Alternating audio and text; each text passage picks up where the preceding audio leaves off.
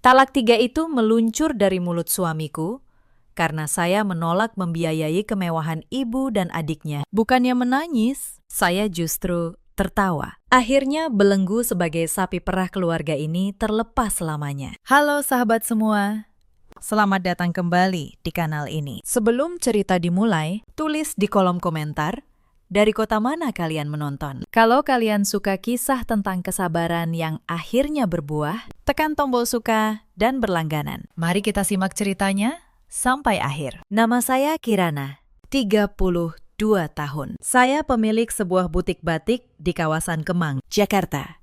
Sudah 5 tahun saya menyandang status istri. Dan selama 5 tahun itu pula, saya belajar bahwa cinta yang tidak dihargai hanya akan berubah menjadi rantai. Saya merintis butik Kirana Batik dari nol. Dari satu mesin jahit tua. Dari kain yang saya beli sendiri ke Pekalongan dan Solo. Saya mendesain pola sampai larut malam. Perlahan, butik itu tumbuh.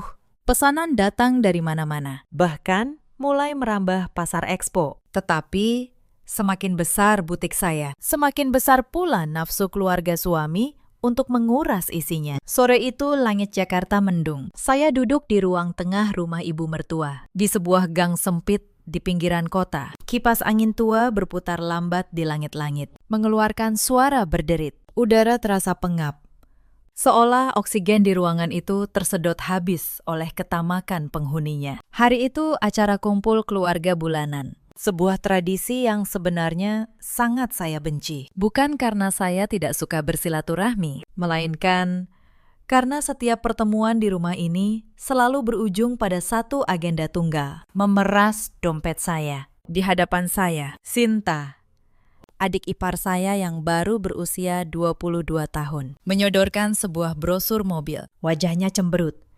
dibuat-buat manja. Sinta berkata dengan nada merengek, "Mbak Kirana, pokoknya Sinta mau yang ini. Teman-teman arisan Sinta semua sudah bawa mobil sendiri. Malu, tahu.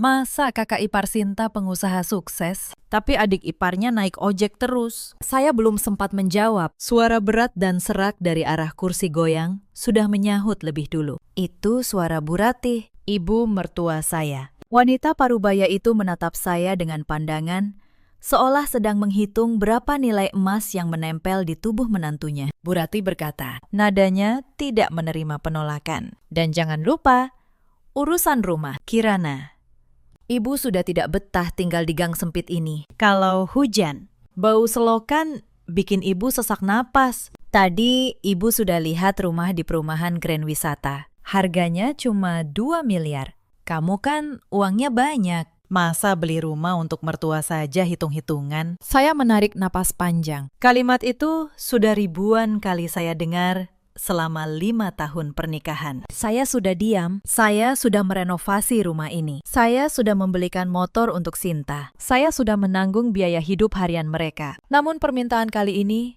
sungguh di luar akal sehat. Bisnis butik saya memang lancar, tetapi bukan berarti saya bisa mencetak uang dari daun. Ada gaji karyawan yang harus dibayar, ada biaya operasional, dan yang paling penting, saya bukan mesin ATM berjalan. Saya menoleh ke arah suami saya, Bayu. Ia duduk di samping ibunya sambil merokok dengan santai, menikmati kopi hitamnya. Seolah permintaan ibu dan adiknya adalah hal yang wajar. Bayu bahkan tidak menatap saya, seakan memberi isyarat bahwa saya wajib menuruti titah keluarga kerajaan ini. "Maaf, Sinta," ucap saya dengan suara tenang namun tegas. "Untuk mobil dan rumah baru, saya tidak bisa. Keuangan butik sedang diputar untuk modal kain batik tulis yang baru datang dari Solo.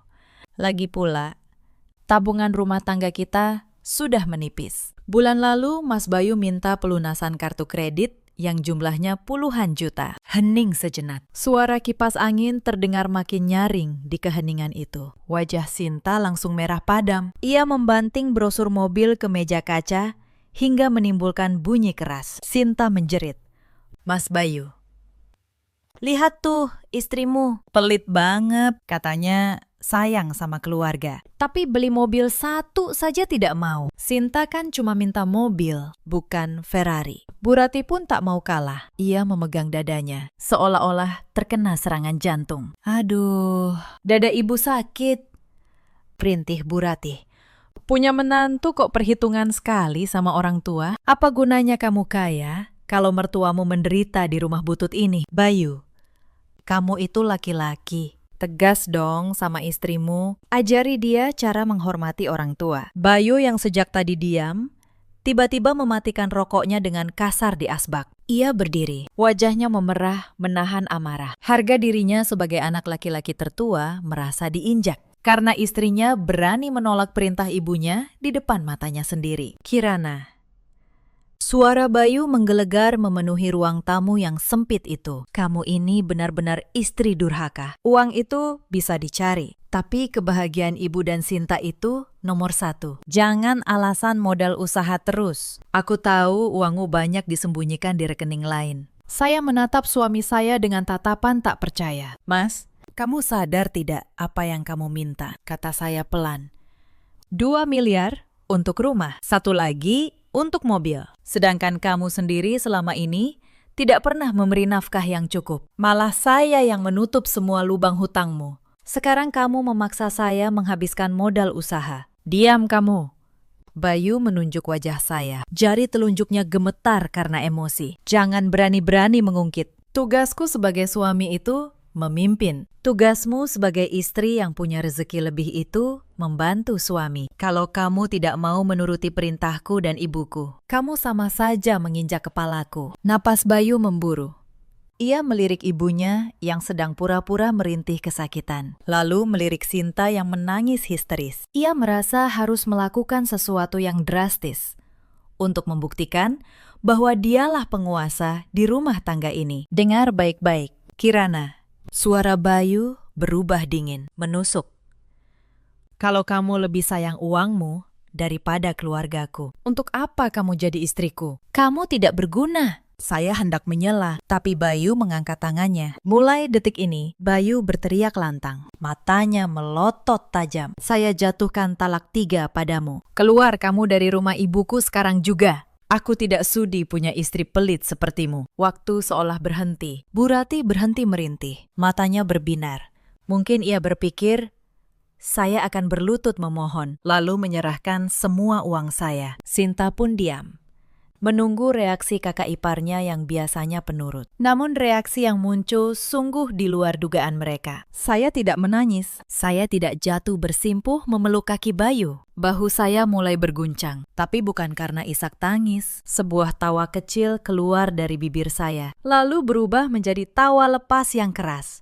Tawa yang menyimpan kepedihan sekaligus kelegaan luar biasa. Saya menyeka ujung mata saya yang sedikit berair karena terlalu kuat tertawa. Saya menatap Burati dan Sinta bergantian. Wajah ketiga orang itu berubah pucat dan bingung, melihat saya seperti orang yang baru lepas dari beban dunia. Terima kasih, Mas, ucap saya sambil tersenyum lebar. Senyum paling tulus yang pernah saya berikan dalam 5 tahun terakhir. Terima kasih banyak.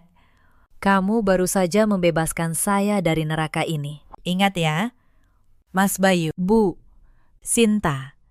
Kalian saksinya. Bayu yang menjatuhkan talak 3. Bayu yang mengusirku. Saya berdiri, merapikan rok batik saya dengan anggun. Wajah saya bersinar cerah. Beban berat di pundak saya seakan lenyap seketika. Saya akan pergi sekarang. Dan jangan harap sepeser pun uang saya mengalir lagi untuk membiayai keserakahan kalian. Selamat tinggal, para benalu.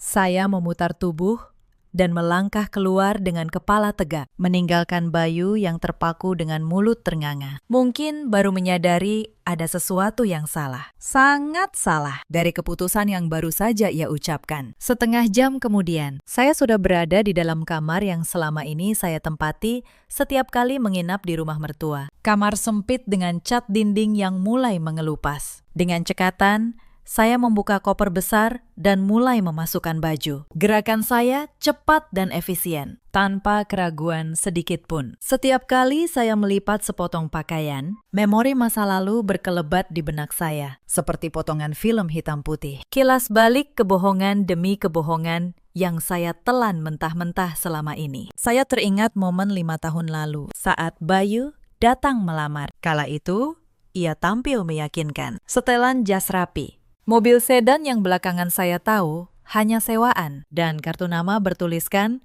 Senior Business Consultant di sebuah perusahaan multinasional. Kirana. Ucap Bayu waktu itu dengan tatapan meyakinkan. Gajiku dalam dolar. Kamu tidak perlu khawatir soal masa depan.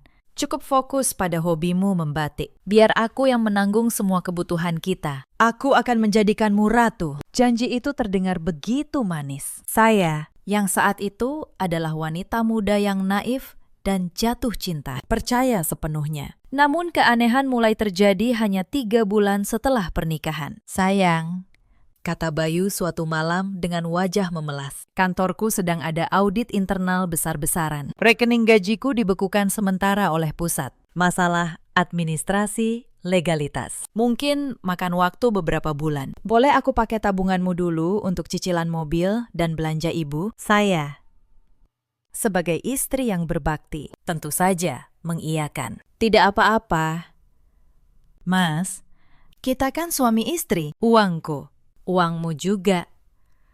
Itulah awal mula bencana. Sementara yang diucapkan Bayu berubah menjadi selamanya. Bulan berganti tahun. Alasannya semakin bervariasi. Dari investasi macet hingga ditipu rekan bisnis. Saya yang sibuk membangun butik dari nol terlalu lelah untuk menyelidiki. Sementara saya membanting tulang. Apa yang dilakukan Bayu? Saya menghentikan gerakan memasukkan baju. Saya menatap sebuah kemeja kerja Bayu yang tergantung di balik pintu. Kemeja yang setiap pagi ia pakai saat pamit berangkat kerja. Fakta menyakitkan itu baru terkumpul 2 tahun lalu. Secara tidak sengaja, waktu itu saya hendak memberikan kejutan makan siang ke kantor Bayu. Sesampainya di gedung perkantoran mewah di kawasan Sudirman itu, resepsionis menatap saya dengan bingung. Maaf, Ibu, kata resepsionis itu. Bapak Bayu sudah tidak bekerja di sini sejak 3 tahun lalu. Beliau diberhentikan karena kasus pemalsuan laporan klaim perjalanan dinas. Dunia saya runtuh saat itu. Ternyata selama ini Bayu tidak pernah pergi ke kantor. Pagi hari ia berangkat rapi, lalu hanya nongkrong di warung kopi, main game di warnet, atau tidur di rumah teman, menunggu sampai sore untuk pulang. Seolah-olah lelah bekerja seharian. Ketika saya konfrontasi waktu itu, Bayu bersujud di kaki saya. Menangis terseduh-seduh. Ia bersumpah akan berubah. Ia mengaku malu kalau ketahuan menganggur dan berjanji sedang merintis bisnis online. Saya yang hatinya terlalu lembut akhirnya memaafkan. Dengan syarat ia harus jujur. Tapi ternyata kejujuran adalah barang yang terlalu mahal bagi Bayu. Alih-alih berubah, ia justru semakin menjadi-jadi. Ia merasa aman karena saya sudah tahu ia menganggur. Ia mulai terang-terangan meminta uang dengan dalih modal bisnis yang tidak pernah ada hasilnya. Bisnis ikan cupang, bangkrut. Bisnis jual beli burung, rugi.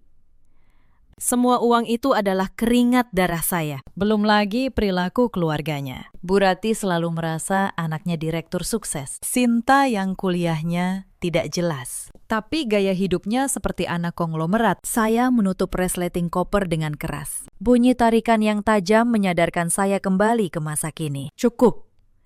Sudah cukup saya menjadi orang bodoh. Saya menatap pantulan diri di cermin lemari. Wanita di cermin itu terlihat lelah. Ada lingkaran hitam samar di bawah matanya. Namun sorot matanya kini tajam dan membara. Tidak ada lagi Kirana yang takut kehilangan suami benalu. Saya meraba saku tas tangan, memastikan sebuah flash disk kecil berwarna hitam ada di sana. Flash disk yang berisi data-data yang saya kumpulkan selama 1 bulan terakhir. Bukti yang jauh lebih mengerikan daripada sekedar pengangguran. Bukti yang akan menjadi senjata pamungkas saya nanti. Pintu kamar tiba-tiba terbuka. Bayu berdiri di ambang pintu. Wajahnya masih merah.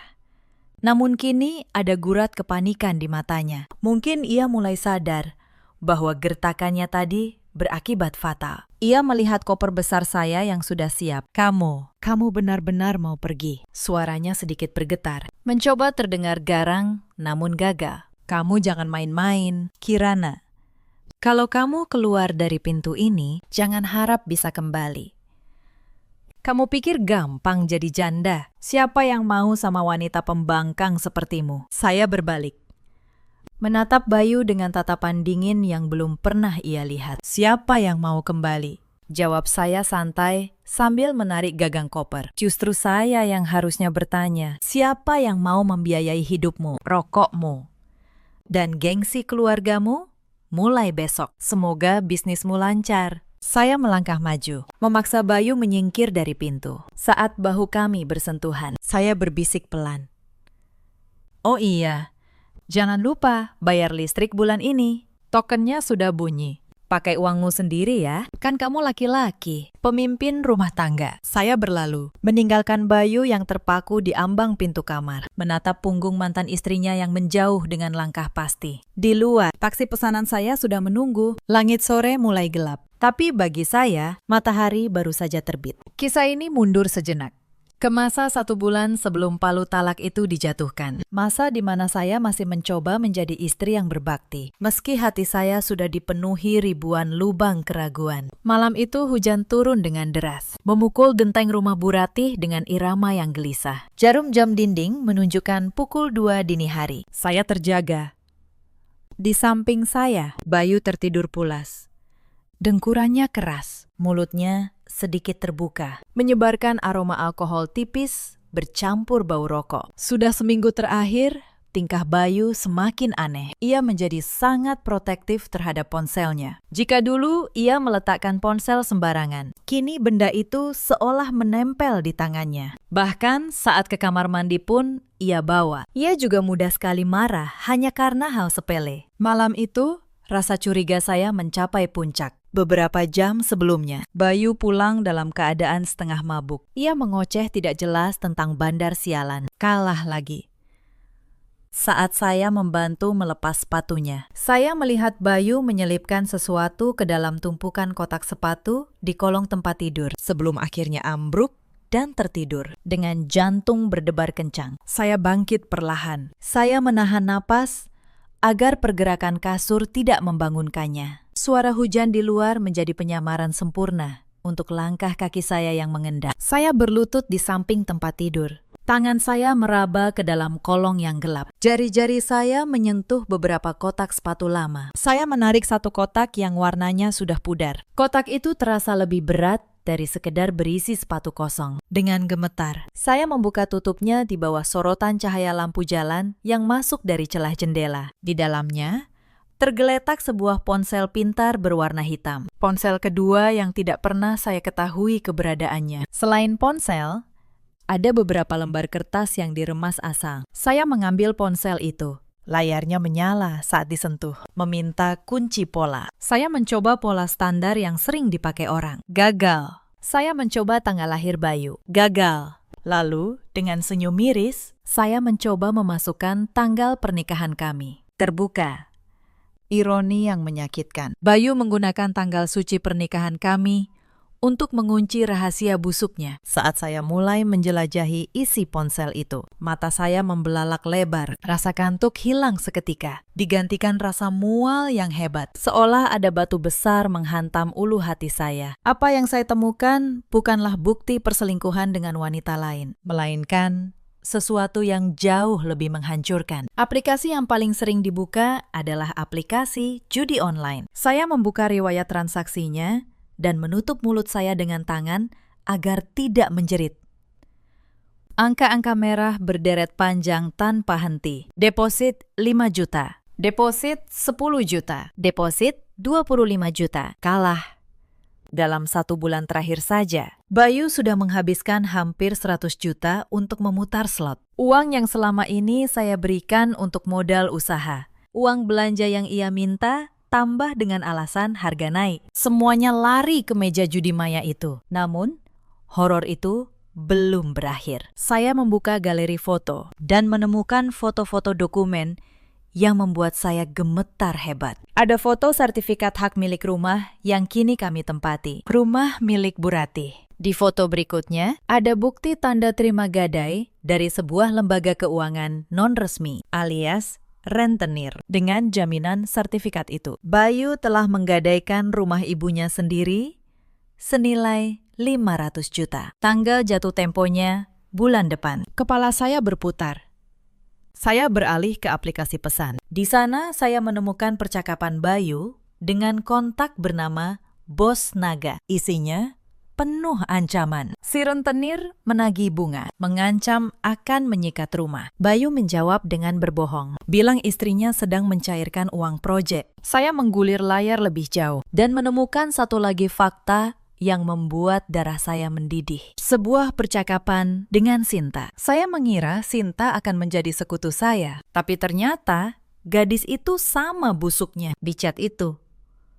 Sinta mengirim foto surat drop out dari kampusnya. Tertanggal 6 bulan lalu. Pesan Sinta berbunyi, "Mas Bayu, jangan bilang-bilang ibu ya kalau aku sudah dikeluarkan. Nanti uang semesteran dari Mbak Kirana tetap minta saja. Buat aku jalan-jalan. Mbak Kirana kan tidak akan cek ke kampus." Lalu balasan Bayu, "Asal bagi 2 ya, Mas lagi butuh peluru buat main slot." Air mata saya menetes, jatuh tepat di layar ponsel. Bukan air mata kesedihan, melainkan air mata kemarahan. Selama ini, saya bekerja keras, menahan diri tidak membeli barang mewah, demi membiayai kuliah Sinta dan usaha Bayu. Ternyata, saya hanya dianggap sapi perah yang bodoh. Mereka bersekongkol menipu, menertawakan saya di belakang punggung. Saya menatap wajah Bayu yang masih tertidur pulas. Wajah yang dulu saya cintai, kini tampak seperti topeng setan. Ingin rasanya saya membangunkannya saat itu juga, memukul wajahnya, meneriakkan semua temuan ini di depan Bu Ratih. Tapi saya menarik napas dalam-dalam. Saya seorang pebisnis. Saya terbiasa berpikir strategis. Kemarahan tanpa rencana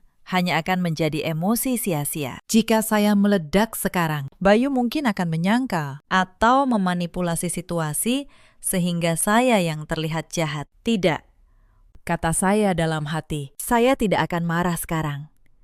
Saya akan menghancurkan kalian pelan-pelan. Dengan tangan yang masih gemetar, namun pikiran mulai jernih, saya mengambil ponsel pribadi. Saya memotret semua bukti, riwayat transaksi judi, percakapan dengan rentenir, foto surat gadai, dan obrolan busuk antara Bayu dan Sinta. Saya meneruskan semuanya ke email pribadi, lalu menghapus jejak pengiriman dari ponsel Bayu. Proses itu memakan waktu hampir 1 jam. Setelah semua senjata tersimpan aman di penyimpanan awan yang terkunci sandi berlapis, saya mengembalikan ponsel Bayu ke kotak sepatu itu. Persis seperti tidak pernah disentuh. Saya kembali naik ke tempat tidur, menarik selimut sampai dada. Mata saya terbuka lebar menatap kegelapan. Tidak bisa tidur lagi barang sedetik pun. Di keheningan malam itu, cinta di hati saya resmi mati, digantikan oleh dinginnya tekad untuk membalas. Malam itu, saya menemukan senjata saya,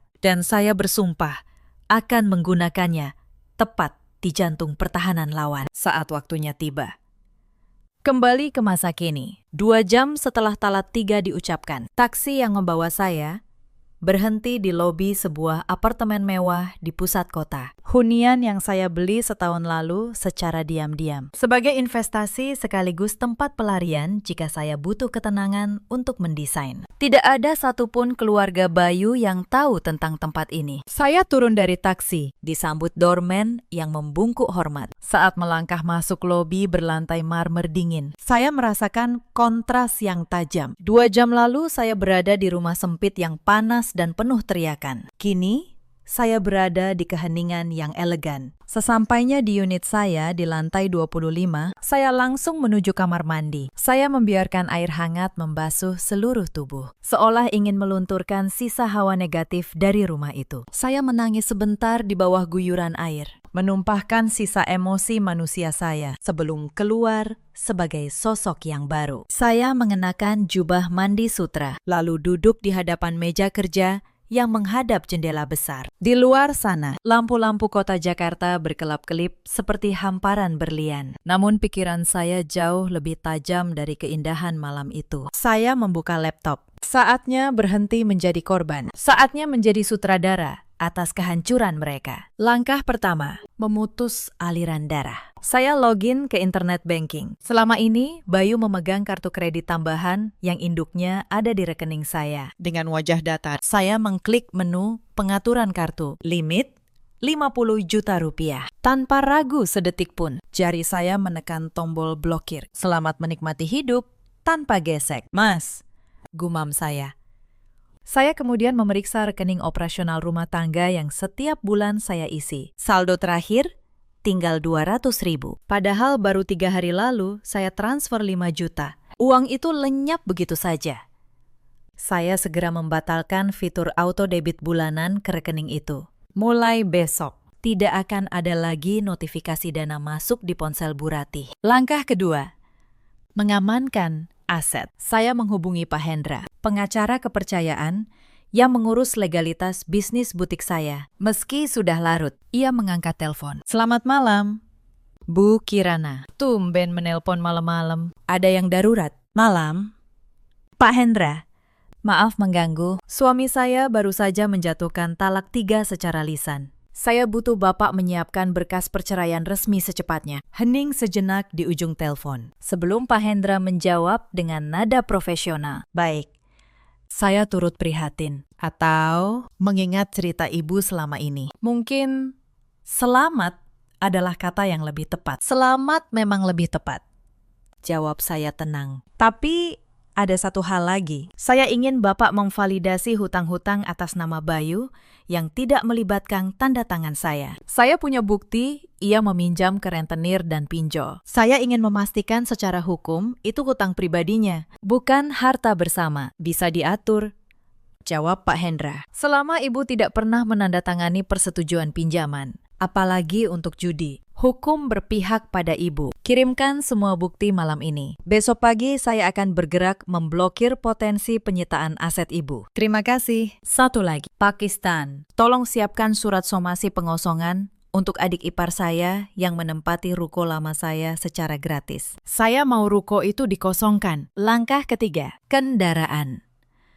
Saya teringat mobil Fortuner yang sering dipakai Bayu bergaya kemana-mana. Mobil itu dibeli secara leasing atas nama perusahaan batik saya, karena nama Bayu sudah masuk daftar hitam bank. Namun, yang memakainya 100% adalah dia. Saya menelpon manajer operasional kantor saya. Halo, Budi.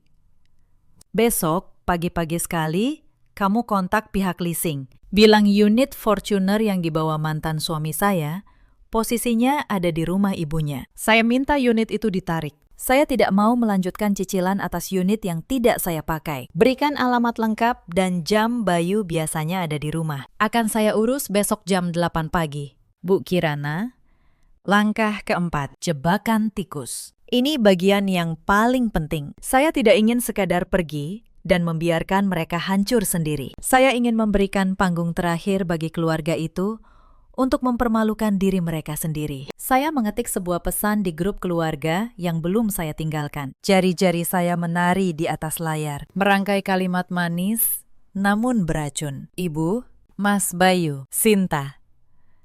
Maafkan emosi saya tadi. Setelah saya pikir-pikir, mungkin saya memang terlalu keras. Kita pernah jadi keluarga. Saya tidak ingin kita berpisah dengan permusuhan. Minggu depan, saya akan datang lagi. Saya ingin kita bicara baik-baik soal pembagian harta Gonogini. Saya sadar ada hak Mas Bayu dalam kesuksesan saya. Tolong kumpulkan keluarga besar dan tetangga sebagai saksi, supaya pembagiannya transparan dan adil. Saya membaca ulang pesan itu sambil tersenyum miring. Saya tahu persis sifat mereka. Kata pembagian harta akan membuat mata mereka menjadi hijau. Mereka tidak akan curiga. Mereka akan berpikir saya sudah luluh dan siap membagikan kekayaan sebagai pesangon. Mereka akan mengundang banyak orang, berharap pamer bahwa mereka akan dapat rezeki nomplok. Padahal mereka sedang mengundang penonton untuk menyaksikan eksekusi harga diri mereka sendiri. Saya menekan tombol kirim. Tak lama, muncul balasan dari Bu Ratih. Alhamdulillah, akhirnya kamu sadar juga. Ibu maafkan. Datanglah minggu depan. Ibu akan masak opor kesukaanmu. Jangan lupa bawa buku tabunganmu ya. Saya tertawa kecil. Opor ayam. Silakan masak opor terakhir kalian. Karena minggu depan yang akan saya sajikan adalah menu pembalasan. Saya menutup laptop. Rencana sudah disusun rapi. Senjata sudah dikokang. Perangkap sudah dipasang. Sekarang saya tinggal menunggu waktu untuk menarik pelatuknya. Seminggu kemudian, halaman rumah Bu Ratih tampak lebih ramai dari biasa. Sesuai permintaan saya, keluarga itu benar-benar mengundang banyak orang. Ada Pak RT dengan kopiah miringnya, beberapa tetangga yang hobi bergosip, serta kerabat jauh yang biasanya enggan datang. Namun mendadak hadir karena mendengar isu pembagian harta. Aroma santan dan bumbu opor menguar dari dapur. Bu Rati sibuk mondar-mandir mengatur piring. Wajahnya berseri, seolah menyambut hari raya. Sementara Bayu duduk di ujung meja dengan kemeja batik yang sedikit kesempitan di bagian perut. Berusaha terlihat berwibawa di depan Pak RT. Wah, Bu Ratih sepertinya bakal dapat rezeki besar nih, celetuk Bu Tejo, tetangga sebelah. Matanya tak lepas dari toples kue nastar. Sampai masak opor segala. Katanya Nak Kirana mau bagi-bagi aset ya? Ya, begitulah. Bu Teho. Bu Ratih tersenyum lebar. Namanya juga suami istri berpisah. Pasti ada hak suami yang harus diberikan. Bayu kan kepala rumah tangga. Wajar kalau dapat bagian besar. Sinta yang duduk di samping ibunya menimpali. Rencananya, uang bagian Mas Bayu mau buat beli mobil baru. Capek naik ojek terus ke kampus. Tepat pukul 10 pagi, sebuah mobil sedan hitam mengkilap berhenti mulus di depan pagar rumah yang catnya mulai kusam. Sebuah Mercedes-Benz keluaran terbaru. Kehadiran mobil mewah itu seketika membungkam riuh percakapan tetangga. Semua mata tertuju pada pintu mobil yang terbuka. Seorang sopir berseragam turun dan membukakan pintu belakang. Dari sana, keluarlah saya. Penampilan saya hari itu sungguh berbeda. Tidak ada lagi daster atau kemeja sederhana yang biasa saya pakai saat mengunjungi mertua. Saya mengenakan blazer putih gading dengan potongan tegas, sepatu hak tinggi yang sol merahnya menyala setiap melangkah, dan di tangan saya sebuah tas mewah yang harganya mungkin setara renovasi seluruh rumah Bu Ratih. Saya berjalan memasuki halaman dengan dagu terangkat. Diikuti seorang pria berkacamata tebal yang membawa tas kerja kulit. Pak Hendra, pengacara saya. Assalamualaikum. Sapa saya dengan suara merdu namun berwibawa. Waalaikumsalam. Jawab para tetangga serempak. Terpesona sekaligus segan melihat aura yang memancar dari saya. Bu Ratih segera menghambur menyambut. Matanya berbinar menatap tas mewah saya. Ya ampun, menantuku. Masuk, masuk. Ibu sudah masakan opor kesukaanmu. Ayo, duduk dekat Mas Bayu. Saya tersenyum tipis. Senyum yang tidak mencapai mata. Saya menolak halus tangan Bu Ratih yang hendak merangkul. Terima kasih. Tapi kita langsung ke inti acara saja ya. Saya sibuk. Banyak meeting dengan klien dari Singapura siang nanti. Saya duduk di kursi tunggal yang berhadapan langsung dengan sofa panjang tempat Bayu, Bu Ratih, dan Sinta duduk. Pak Hendra berdiri tegak di samping saya. Ia mengeluarkan beberapa map tebal dari tasnya dan meletakkannya di meja. Suasana mendadak tegang. Pak RT berdeham canggung. Baiklah.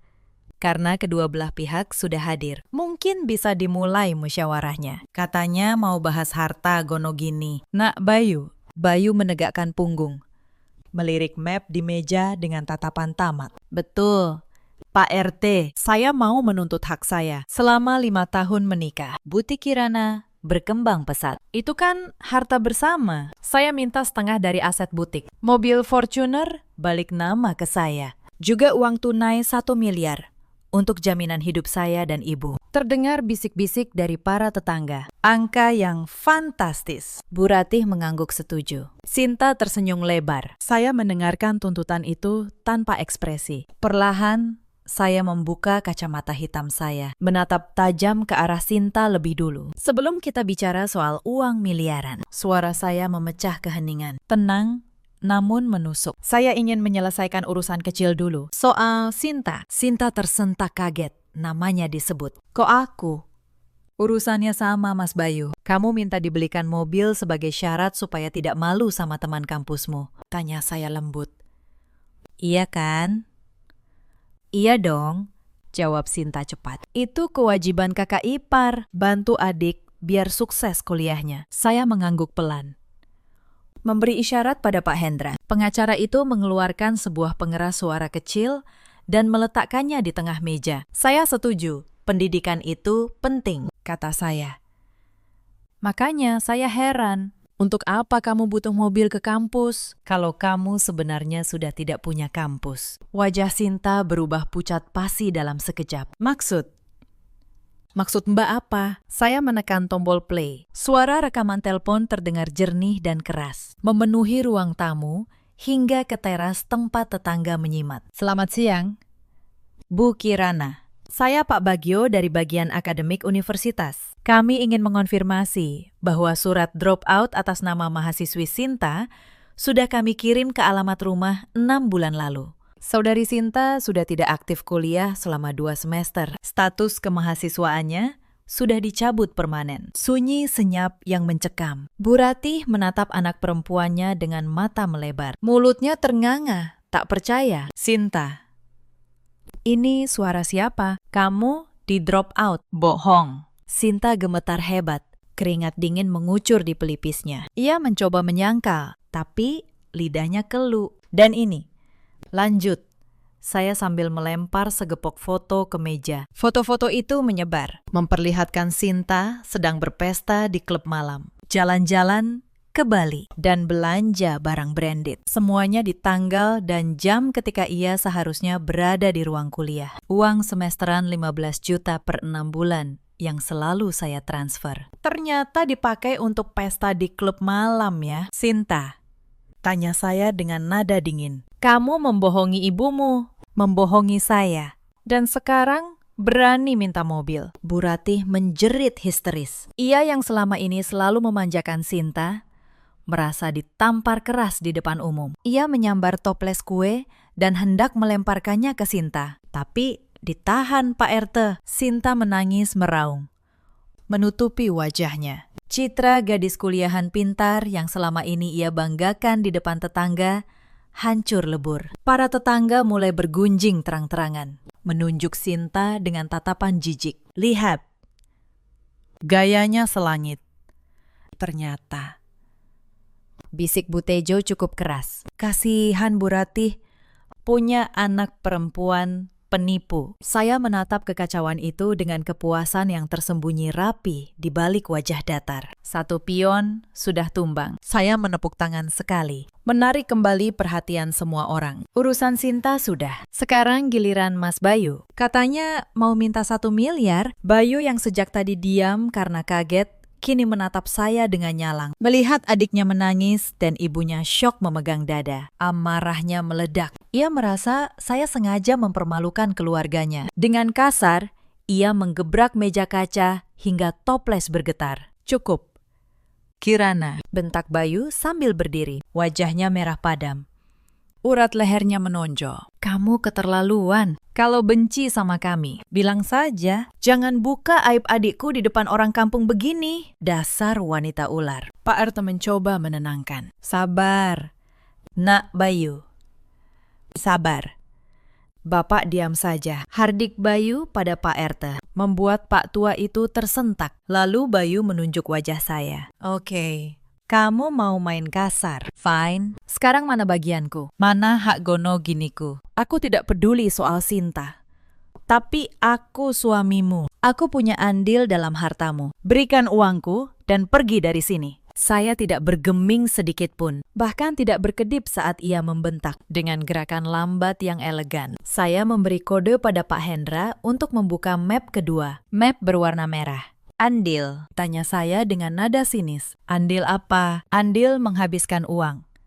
Maksudku, kerjaku jadi konsultan, gajiku besar, cuma sedang dibekukan. Bayu masih mencoba bertahan dengan kebohongan lamanya, berharap tetangga masih percaya. Konsultan, saya terkekeh pelan. Konsultan slot Zeus maksudmu. Pak Hendra mengeluarkan tumpukan kertas tebal, hasil cetakan rekening koran. Ia meletakkannya di hadapan Bayu. Ini mutasi rekening Mas Bayu selama 2 tahun terakhir. Kata saya lantang agar semua mendengar. Lihat yang saya tandai dengan stabilo merah. Transfer ke situs judi online. 5 juta, 10 juta, 20 juta. Total kerugian dalam setahun terakhir mencapai 150 juta. Para tetangga terkesiap. Angka yang fantastis bagi warga kampung itu. Ini bohong.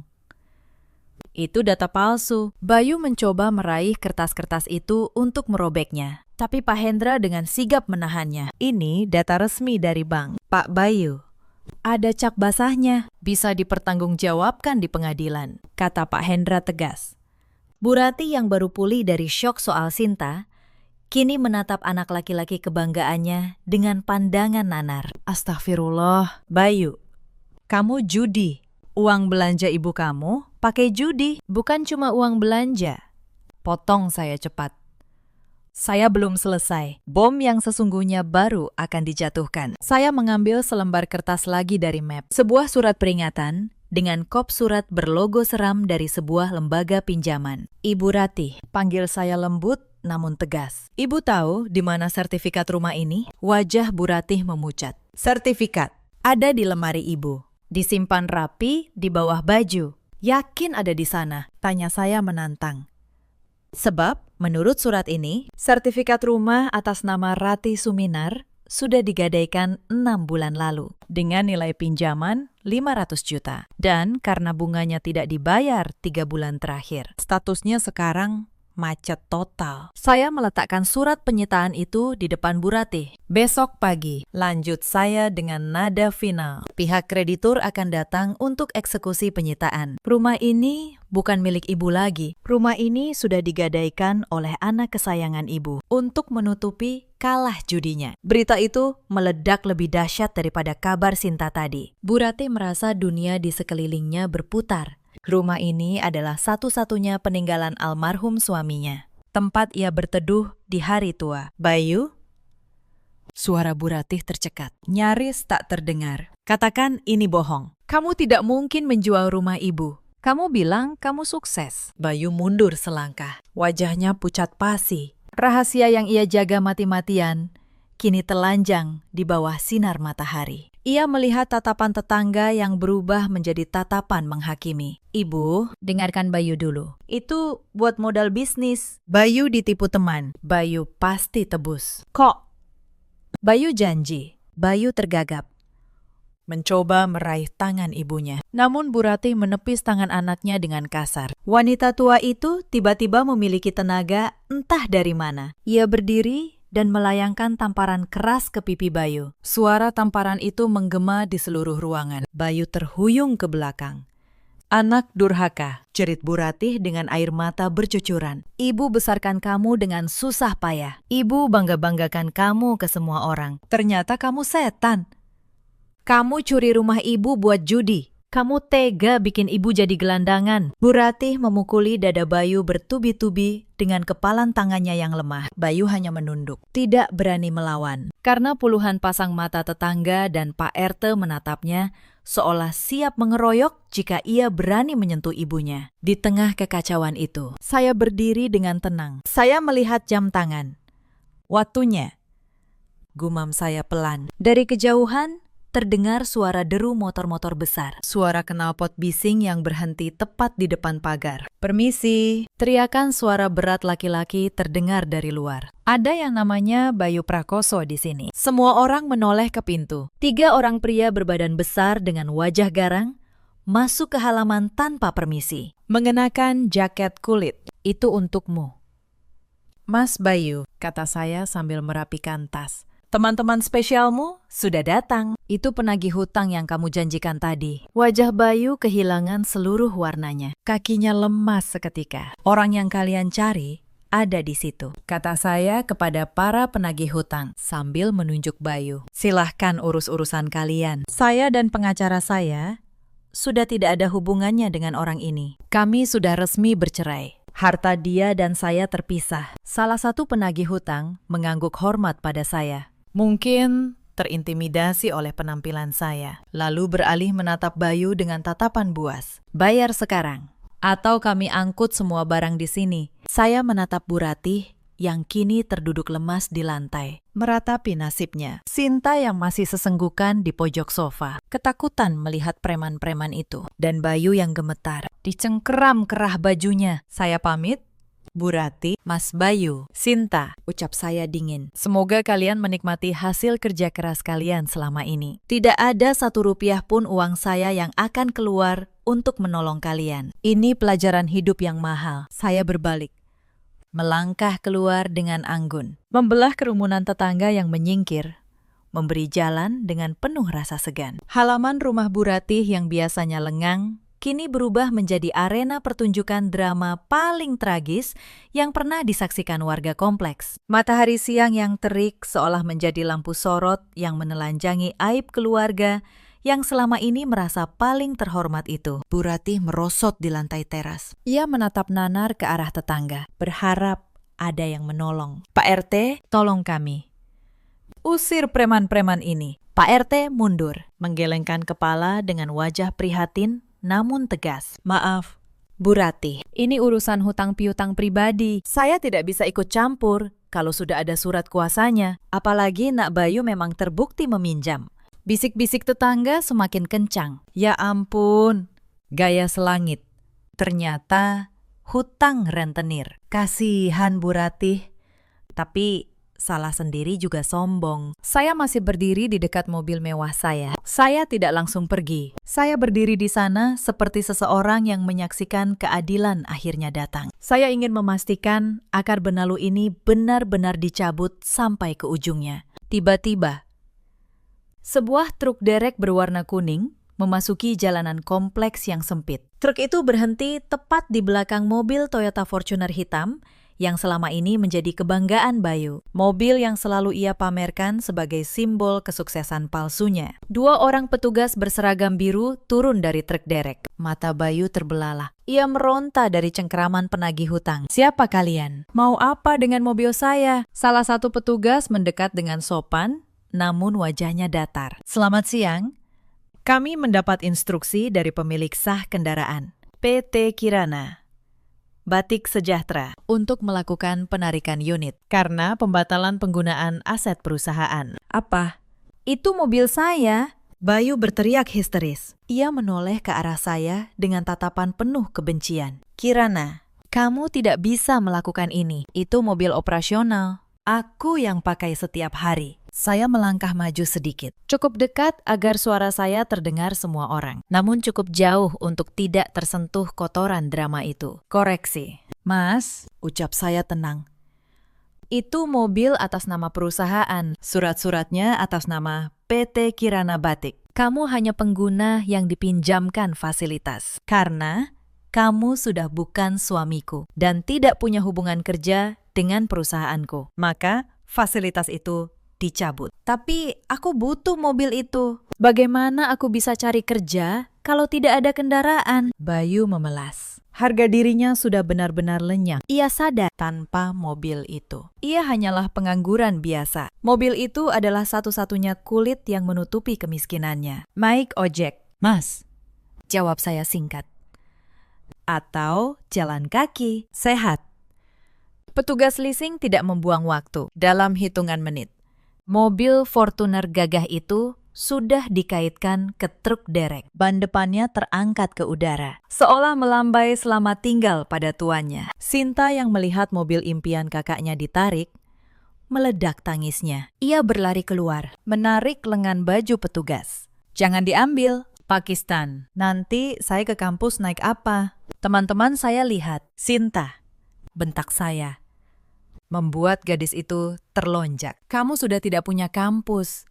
Berhenti hidup dalam hayalan. Sinta terduduk di aspal panas, menangis meraung seperti anak kecil. Sementara itu, di teras, para penagih hutang mulai bergerak. Karena Bayu tidak punya uang sepeser pun, mereka mulai masuk ke dalam rumah. Suara gaduh terdengar. Angkut televisinya. Kulkas ini masih baru. Itu sound system. Sikat.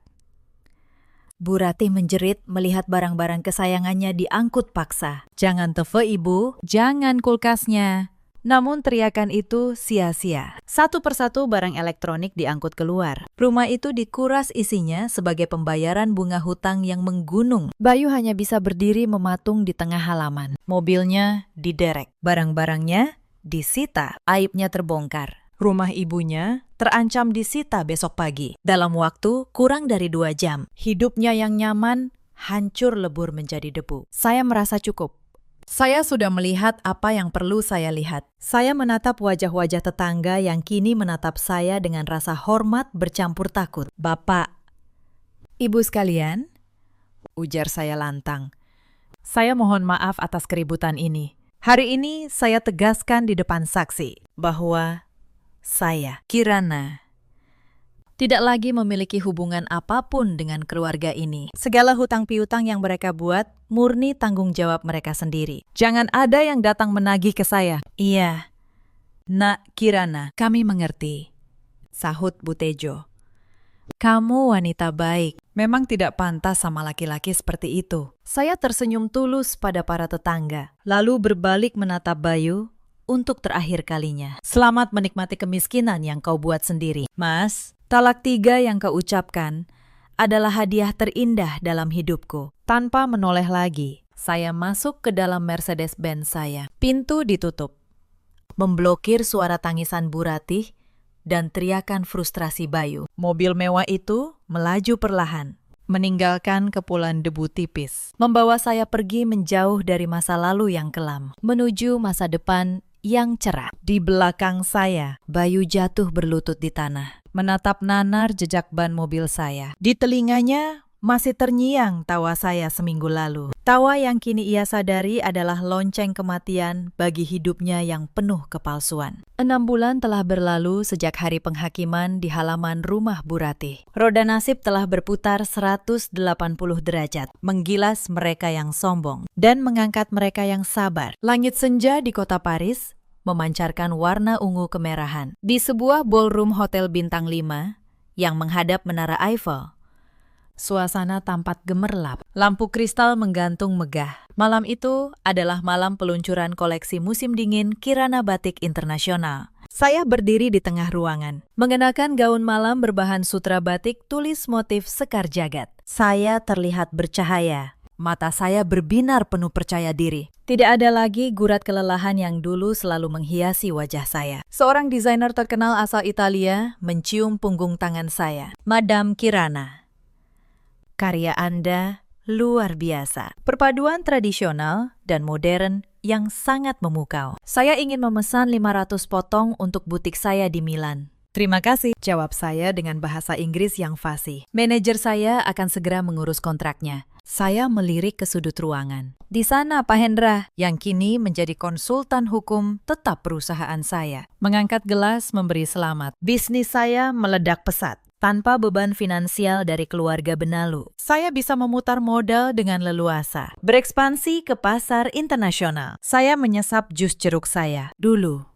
setiap rupiah yang saya hasilkan harus saya sembunyikan atau saya relakan dirampas. Kini, setiap sen kesuksesan saya adalah milik saya untuk membahagiakan diri saya dan orang-orang yang benar-benar menyayangi saya. Tidak ada lagi dering telepon yang meminta uang. Tidak ada lagi bentakan mertua. Hidup saya damai, kaya, dan terhormat. Sementara itu, ribuan kilometer dari gemerlap Paris, hujan deras mengguyur sebuah kawasan kumuh di pinggiran Jakarta. Air selokan meluap, membanjiri jalan setapak yang becek. Di sebuah kontrakan petak berukuran 3 kali 3 meter yang lembab, Bu Ratih terbaring di atas kasur tipis. Tubuhnya kurus, kering. Rambutnya yang dulu disasak rapi, kini berantakan dan memutih. Sebelah wajahnya tampak miring. Serangan stroke ringan menyerangnya sebulan setelah rumahnya disita dan ia diusir. Minta air. Rintih Bu Ratih dengan suara parau. Di pojok ruangan, Sinta sedang duduk bersila sambil melipat bungkus keripik. Bukan untuk dimakan. Ia bekerja sebagai buruh bungkus makanan ringan dengan upah Rp20.000 per hari. Wajahnya yang dulu glowing, kini kusam dan berjerawat. Kukunya yang dulu manicure, kini hitam terkena debu. Ambil sendiri kenapa sih? Sinta lagi kejar setoran, bentak Sinta kasar. Hilang sudah sopan santun palsu yang dulu ia miliki. Kemiskinan membuatnya beringas. Pintu kontrakan yang reot terbuka.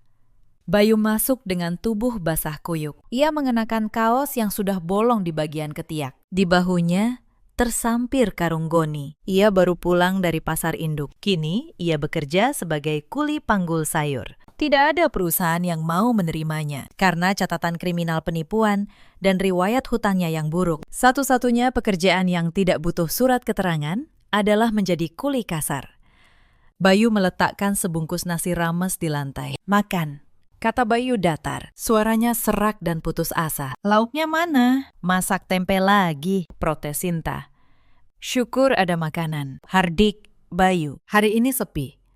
Punggungku mau patah. Cuma dapat 30.000. Ia duduk bersandar di dinding yang mengelupas, menatap kakinya yang kapalan dan pecah-pecah. Tiba-tiba mata Bayu tertuju pada televisi tabung kecil di sudut ruangan. Barang rongsokan yang ia beli murah. Siaran berita infotainment sedang menayangkan liputan eksklusif. Pengusaha batik Indonesia, Kirana, mengguncang Paris Fashion Week dengan keanggunan budaya Jawa. Di layar kaca yang buram itu, wajah saya terpampang jelas, elegan, dikelilingi orang-orang kaya, tersenyum lepas. Teks berjalan di bawah layar menuliskan, kekayaan bersih saya diprediksi melonjak hingga miliaran rupiah pasca ekspansi global. Bayu tertegun. Mulutnya menganga. Nasi rames di tangannya nyaris jatuh. Ia melihat wanita di layar itu. Wanita yang dulu mencuci bajuan-bajunya. Wanita yang dulu memijat kakinya. Wanita yang dulu ia bentak dan ia ceraikan demi membela ego ibunya. Wanita itu kini bersinar seperti berlian. Sementara dirinya kini hanyalah lumpur di selokan. Bu Ratih yang mendengar suara televisi berusaha menoleh. Melihat wajah saya di layar, air mata Bu Ratih menetes membasahi bantal. Penyesalan itu datang menghantam dadanya. Seandainya dulu ia memperlakukan saya seperti anak sendiri. Mungkin hari ini ia sedang duduk di sofa empuk, menikmati masa tua yang nyaman. Bukan di gubuk tikus ini, Kira, bisik Bayu. Suara itu penuh kepedihan. "Maafkan aku, tapi permintaan maaf itu hanya memantul di dinding kontrakan yang sempit. Saya di Paris tidak mendengarnya, dan kalaupun mendengar, saya tidak akan peduli lagi." Bayu menundukkan kepala, menangis terseduh di antara suara hujan dan atap bocor. Ia menyadari satu hal yang paling menyakitkan. Karma tidak pernah salah alamat, dan ia baru saja membayar cicilan pertamanya untuk penderitaan seumur hidup. Cerita ini mengajarkan kita banyak hal. Jangan pernah menganggap pasangan yang bekerja keras sebagai mesin uang yang tak akan pernah lelah. Dan jangan pernah merasa bahwa kebaikan seseorang adalah kelemahan yang boleh diinjak selamanya. Ada banyak perempuan di luar sana yang seperti Kirana dulu. Mereka diam bukan karena bodoh, melainkan karena mencintai dengan tulus dan berharap diberi kesempatan. Mereka menanggung beban keluarga pasangan sendirian, sambil terus berdoa agar suatu hari dihargai. Ada juga banyak suami seperti Bayu di luar sana. Lelaki yang gengsinya lebih besar daripada tanggung jawabnya, yang menutupi kegagalan dengan kebohongan, dan menyalahkan istri yang justru menyelamatkan hidupnya. Bu Ratih kini hidup dalam penyesalan dan sakit. Sinta menjadi buruh dengan upah harian. Bayu memanggul karung di pasar, ditemani bayang-bayang masa lalu yang ia hancurkan sendiri. Sementara Kirana, perempuan yang dulu mereka sebut sapi perah, kini berdiri tegak di panggung dunia. Dalam hidup, kita semua punya pilihan, memilih menghargai orang yang tulus atau kehilangan mereka selamanya. Bagaimana menurut kalian? Ceritakan kisah kalian di kolom komentar. Terima kasih sudah menemani sampai akhir. Sampai jumpa di cerita berikutnya.